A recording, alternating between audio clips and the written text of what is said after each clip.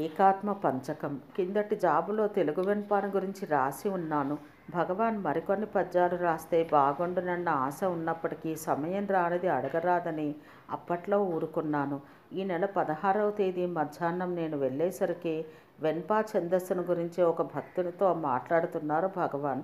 నన్ను చూసి తెలుగు, తమిళ్ ఛందస్సుల తారతమ్యం వివరిస్తూ గుహ నమశివాయ స్వామి రోజుకొక వెన్పా రాయాలన్న నియమం పెట్టుకున్నారట.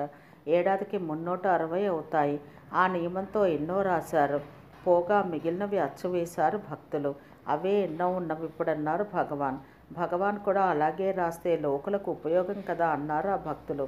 ఏమో మనసు దాని మీదకి పోను అంటుంది, ఏం చేసేది అన్నారు భగవాన్. ఇదే సందని తిరిగి తెలుగులో ఒక్కటైనా రాయలేదే అన్నాను చల్లగా. ఎందుకు రాసేది?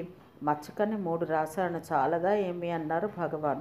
అంతేగా మరికొన్ని రాసి ఛందస్సును తెలుగులో రాస్తే మా భాషకు ఒక నూతన భాగ్యం లభిస్తుందన్నాను మళ్ళీ. సరిపోయింది, నేనేం పండితున్నా ఏమి?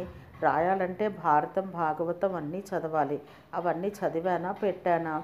ఏం విషయం రాసేది? అసలు రాసేందుకు ఏమున్నది అన్నారు భగవాన్. ఈ దెబ్బ మనకే అనుకుని భగవాన్ ఏది రాస్తే అదే విషయం అన్నాను. మీరిన్ని పద్యాలు రాస్తారే, చాలదా ఏం? కావాలంటే పెద్ద బాలశిక్ష కానీ సులక్షణ సారం కానీ తెచ్చుకోండి. గణాలు నేను చెబుతాను, మీరే రాయవచ్చని గట్టిగా అన్నారు భగవాన్. నాకేదీ వద్దు, భగవాన్ రాస్తే చదువుతాను, లేకుంటే లేదు అన్నాను. నవ్వి ఊరుకున్నారు. ఇక లాభం లేదని లేచి ముందు వసారాలో కూర్చుని రాసుకుంటున్నాను. దయామయులు కదా భగవాన్. నేను పోగానే ఒక వెన్పా రాసి చదివారట హాల్లో. సాయంత్రం బయటికి వెళ్తూ నా వైపు చూసి, ఇదిగో వెన్పా మరొకటి రాశాను, ఇప్పుడు ఇక్కడుంది చూసుకోండి అన్నారు నవ్వుతూ. మితిలేని సంతోషంతో కాగితం చూసి అక్కడే పెట్టాను. భగవాన్ వచ్చి దానికి తమిళ అనువాదం రాసి మురుగనారుతో మనం తెలుగు బాగా చదివామా ఏం? ఎందుకు రాసేదని చూస్తే ఊరుకోదు. ఎన్నో అడ్డంకులు చెప్పి చూశాను, ఒప్పదు. రాయక తప్పింది కాదు అన్నారు. భగవద్వాణి అట్లు రావలసి ఉన్నది అన్నారు మురుగనారు. 6 గంటలైంది. ఈ పద్యం రేపు కాపీ చేసుకుంటానని ఇంటికి వచ్చాను. మరుదినం ఉదయం 8 గంటలకు వెళ్ళాను. చూస్తూనే ఇదిగో రాత్రి ఇంకొకటి కూడా రాశాను. మొత్తం 5 అయ్యాయి. ఆత్మ పంచకం అనవచ్చు, కానీ శంకరులను రాశారది. అందువల్ల దీనికి ఏకాత్మ పంచకం అని పేరు పెడదాం. నెంబర్లు వేసే ఉంచాను.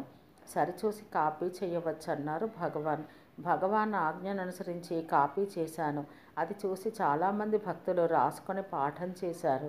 ఈ మధ్యాహ్నం ఒక భక్తురాలు ఆ ఏకాత్మ పంచకం హాల్లో పాడుట ఆరంభించింది.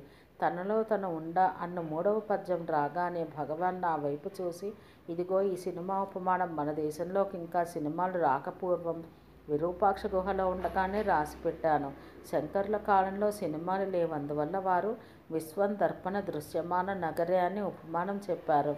ఈ సినిమాలుంటే అవన్నీ చెప్పేవారు కాదు. మనకిప్పుడు సులభమైన ఉపమానం దొరికింది అన్నారు. ఏకాత్మ పంచకము.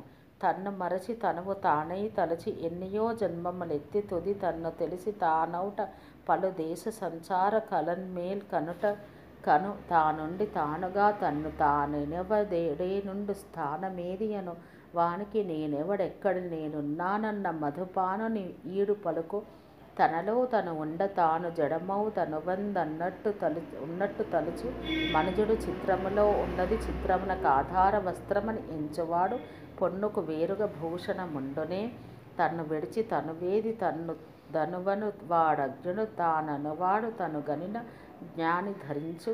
ఇప్పుడు ఉన్నది ఏకాత్మ వస్తువే, అప్పుడు ఆ వస్తువు నాది గురు చెప్పి తెలియగ చేసినారే ఎవరు చెప్పి తెలుపుదురు చెప్పు. ఏకాత్మతత్వము ఇట్టిదని తేల్చి భక్త దేహాత్మ భావముందీడ్చెను. ఏకాత్మ జ్ఞాన స్వరూప రమణగురు నాథుడు తానానతిచ్చు పంచకమందు.